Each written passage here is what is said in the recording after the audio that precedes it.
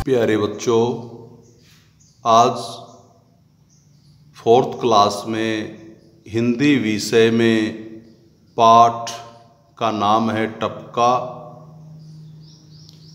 उसमें हम अभ्यास के प्रश्न करते हैं और अभ्यास के प्रश्नों में आज का जो टॉपिक है वो है भाषा की बात।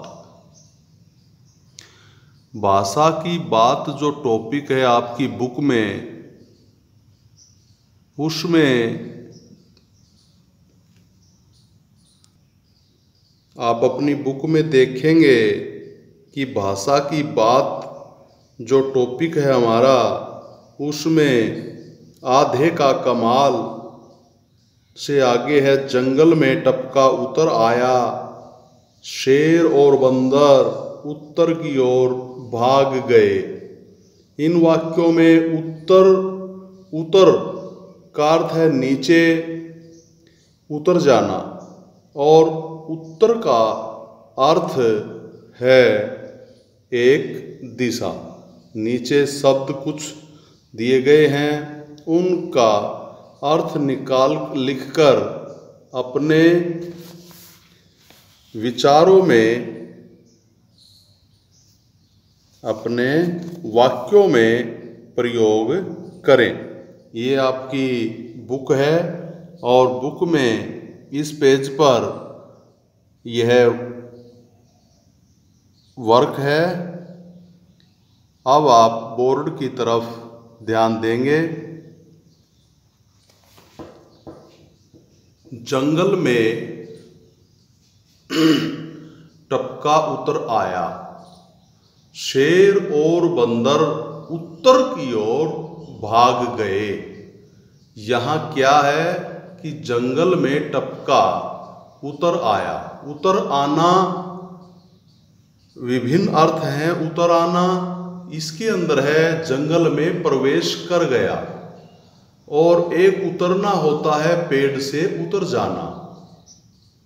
दूसरी लाइन है शेर और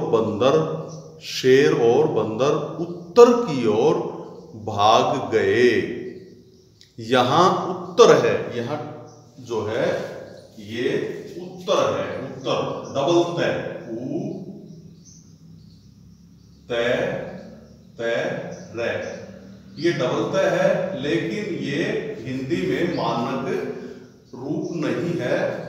तय के ऊपर भी तय लगता है, ऐसे लिखा जाता है। यहाँ केवल एक तय है, उतरना होता है छत से उतरना, पेड़ से उतरना, किसी ऊंची जगह से उतरना, बस से उतरना। लेकिन जंगल में टपका उतर आया, यहाँ उतर आने का मतलब है जंगल में प्रवेश कर गया। दूसरी बात, अब शेर और बंदर, यहाँ उत्तर जो शब्द हैं इनका अंतर हमने देखना है भाषा की बात में कि उतर और उत्तर का अर्थ में क्या अंतर है।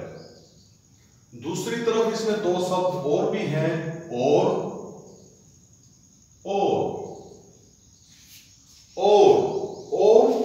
जब हिंदी में और दो एक जैसे शब्द प्रयोग होते हैं, दोनों जैसे संज्ञा शब्द हैं, फतेहाबाद और सिरसा, राम और मोहन, शेर और बंदर, तो उनके बीच में और आता है, जिसको इंग्लिश में भी एंड बोलते हैं।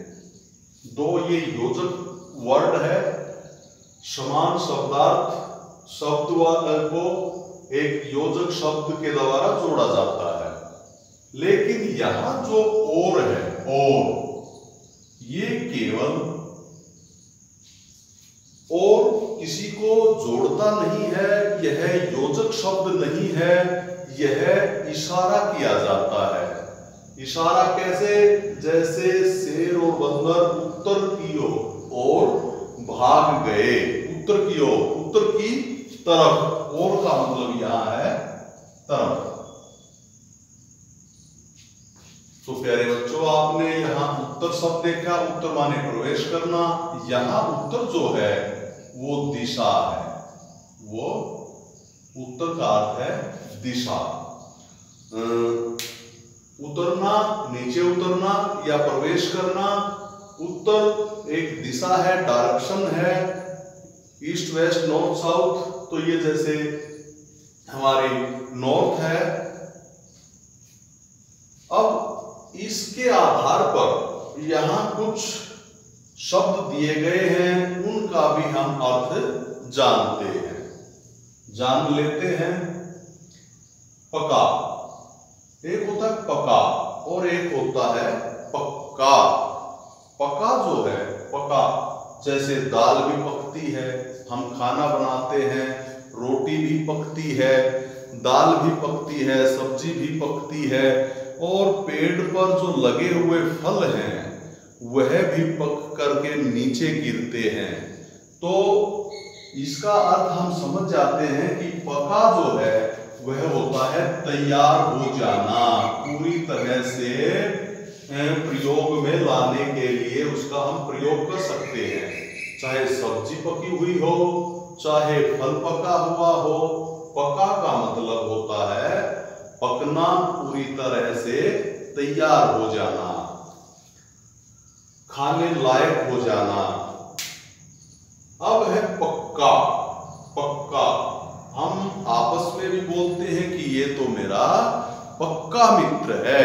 पक्का, घनिष्ठ, पक्का होता है घनिष्ठ, घनिष्ठ मित्र है, पक्का मित्र है, बेस्ट फ्रेंड है जैसे हम बोलते हैं, तो वह है पक्का।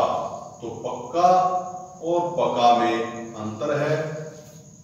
मकान भी होते हैं कच्चे और पक्के। तो ये पक्के का मतलब भी वहां यही आ गया कि पक्का जो मकान होता है, ईंट क्रेशर बजरी रोड़ी से प्रयोग बना हुआ, उसको भी हम पक्का मकान बोलते हैं, यानी कठोर, मजबूत। आगे दो शब्द हैं मिट्टी और मिट्टी। मिट्टी और मिट्टी। मिट्टी आप समझते ही हो, जिस मिट्टी में हम खेले कूदे हैं, जो मिट्टी हमारे काम आती है, धूल मिट्टी समझते हो, लेकिन इसको हमने प्रयोग में करना है। हम मिट्टी में खेल कर बड़े हुए हैं, हम मिट्टी में खेल कर ही बड़े हुए हैं। इस मिट्टी में ही हम जो है सभी प्रकार के, हम इस मिट्टी में ही पैदा हुए हैं, मिट्टी में ही खेल रहे हैं, मिट्टी में ही हम जो है ये पेड़ पौधे उगे हुए हैं और इनका हम आनंद ले रहे हैं।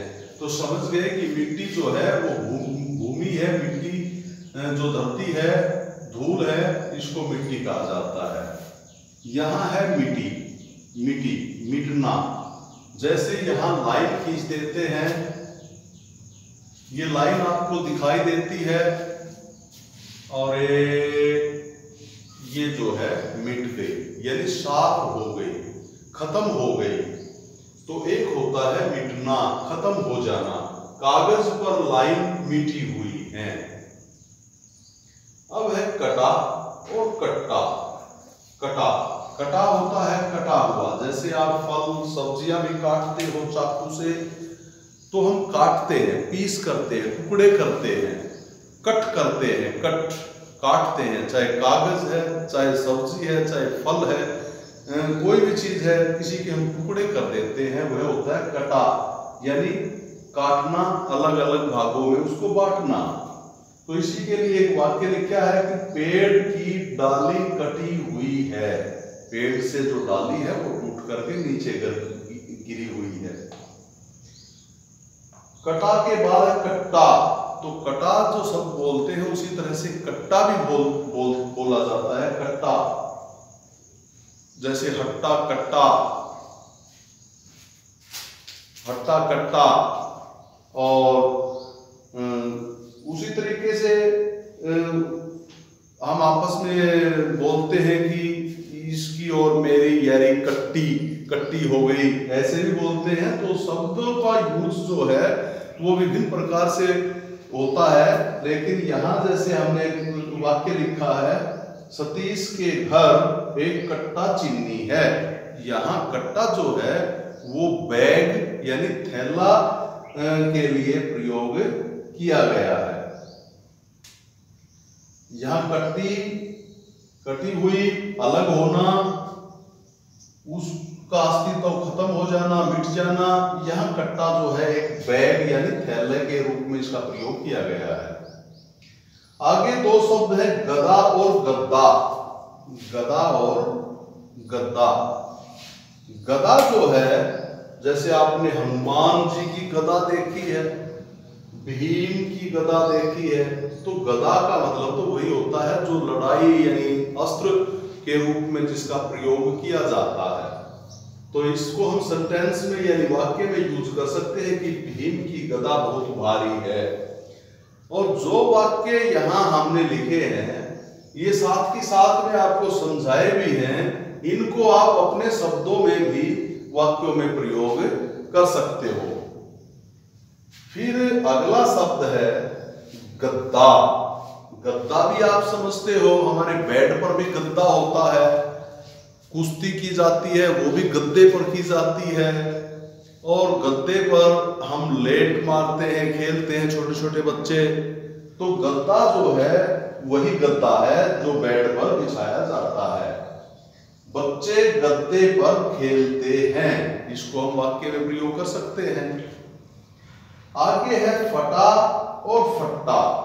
फटा, फटा होता है फटा हुआ, जैसे ये जेब है ऐसे फट गई, कपड़ा है वो ऐसे फटा हुआ है, कटा हुआ है। तो क्या यानी कहने का मतलब यही है कि फटा, फटना होता है, फटना, फटा हुआ जी। और फट्टा, फट्टा होता है लकड़ी का फट्टा, लकड़ी का फट्टा। तो इसको हम वाक्यों में प्रयोग करेंगे फटा और फट्टा को। उसकी जेब फटी हुई है, यहाँ फटी हुई का जेब का मतलब आप समझ गए हैं, फटना। और यहाँ फट्टा है, बिल्ली फट्टे पर बैठी है, यानी बिल्ली लकड़ी का कोई फट्टा जो होता है उसके ऊपर बैठी है। तो प्यारे बच्चों, ये आपने समझ लिया है। हमने केवल शब्द का अर्थ समझना है कि पका क्या होता है, पक्का क्या होता है, मिट्टी क्या होती है, मिट्टी क्या होती है। फिर उसको हम अपने सरल शब्दों में भी, वाक्यों में भी उसको प्रयोग कर सकते हैं। एक यहां मैंने सभी के साथ ये लगाया है, मिट्टी, कट्टा, गद्दा, फट्टा। और हमारी बुक में ऐसे लिखा है कि जैसे मिट्टी है, ऐसे मिट्टी, कट्टा, ऐसे। तो इसको भी आपने समझना है कि यह भी टे, टे के नीचे टे, कै, टे के नीचे टे। इसको हम ऐसे लिख सकते हैं जैसे कै, टे, टे अलंत है, अलंत का मतलब वो अक्षर आधा हो जाता है, और फिर टा। इसको हम ऐसे भी लिख सकते हैं ताकि समझने में दिक्कत ना हो। तो प्यारे बच्चों, आज का हमारा ये टॉपिक है, सुंदर आपने अपनी बुक में लिखना है। धन्यवाद।